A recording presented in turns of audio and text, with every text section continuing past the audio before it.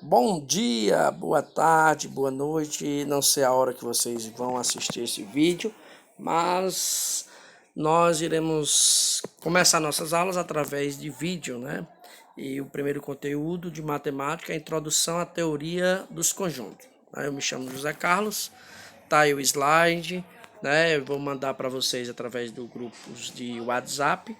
E se vocês tiverem dúvidas, vocês procurem tanto no PV como na live, né? Então a gente vai aqui iniciar, né, a primeira parte, introdução à teoria dos conjuntos, né? Nessa primeira parte vem a primeira pergunta: o que é conjunto? Né? Não existe uma definição formalizada do que vem a ser um conjunto. O que temos é uma ideia, uma noção do que vem a ser um conjunto. De uma maneira geral, temos que um conjunto é tudo aquilo que nos dá uma ideia de coleção ou de agrupamento, ok? Esse é apenas a introdução, um exemplo para que a gente possa entender o que é conjunto. Tá aí, né? Uma quantidade de times brasileiros, né? Que mostra aí na ilustração, onde esses times podem ser chamados de elementos, né? E o conjunto eu posso definir ele como conjunto dos times brasileiros, né? Ou conjunto de times, né? Sendo que cada time representa um elemento de um conjunto. Como, por exemplo, a gente pega aí um exemplo, um time aí, Palmeiras, né? Ele é um elemento do conjunto dos times de futebol no Brasil. E aqui eu tenho também como exemplo o time do Palmeiras todo, né? Onde eu posso usar os jogadores como os elementos, né? E o conjunto é o próprio time, né? O time Palmeiras, certo? Nós podemos também definir outro exemplo, né? Achei engraçado essas charges, né? Brasileiros gastam 146 dias do ano só para pagar tributos, né? Aí os políticos aí. E nós, corruptos, mensaleiros, sanguessugas, trambiqueiros e etc., agradecemos pelo seu, né, dinheiro, né? Quem é o conjunto aí, né? O conjunto é o conjunto de políticos, né? Que até brinca, né? É uma quadrilha, né? Então, essa definição de conjunto a gente pode formalizar, né? É, algo que é para a gente compreender melhor o conjunto, né? Coloquei aí destacado. Todo conjunto é formado por um ou vários objetos que são denominados elementos. Eu quero deixar bem claro, aí eu coloquei todo conjunto é formado por um ou vários objetos, mas existe também o conjunto vazio, que não existe nenhum elemento, certo? Mas aí estou se referindo quando tem de um elemento ou mais elementos, certo? Ok? De maneira geral, indicamos um conjunto por uma letra maiúscula. É bom destacar aqui que o conjunto é representado por letra maiúscula, porque eu posso fazer um conjunto, né? Por exemplo, o conjunto das vogais. Quem são os elementos do conjunto das vogais? Aí eu vou destacar A, E, I, O, U. Então, os elementos eu posso representar por letras minúsculas, porque se eu colocar com letras maiúsculas, eu tenho a definição aí, né? Que as letras maiúsculas são usadas para definir conjunto. Os elementos eu represento ele com letras minúsculas, certo? Conceitos importantes, que é a pertinência. O conceito de pertinência procura relacionar um elemento com um conjunto.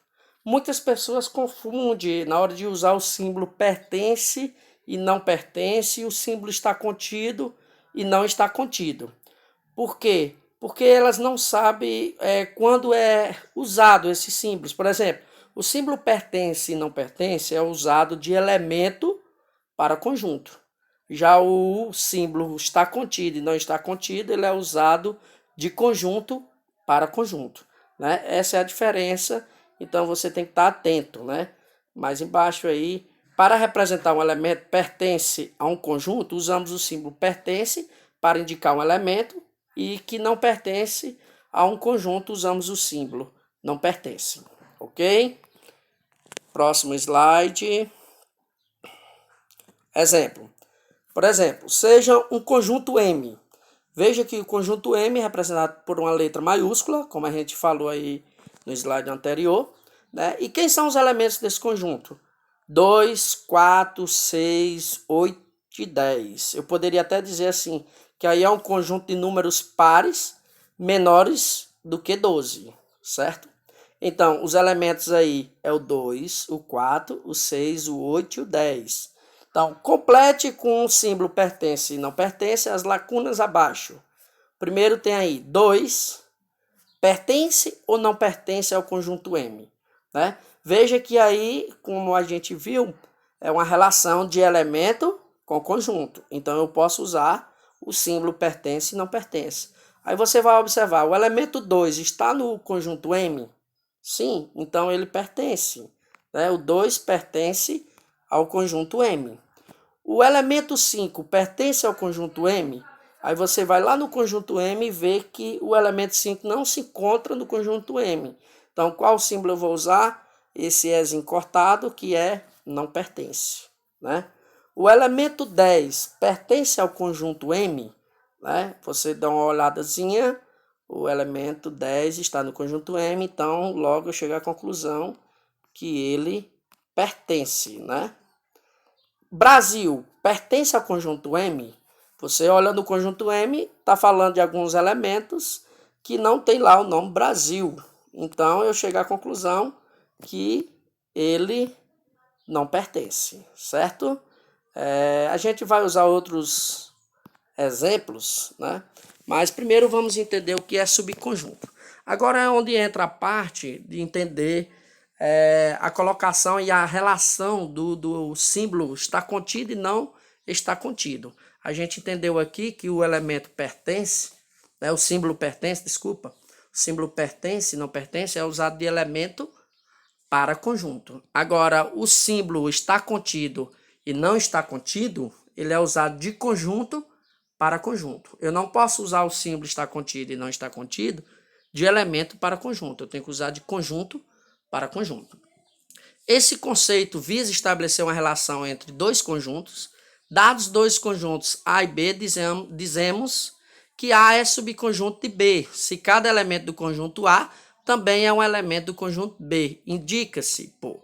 Em outras palavras, ele quer dizer o seguinte: o que é um subconjunto?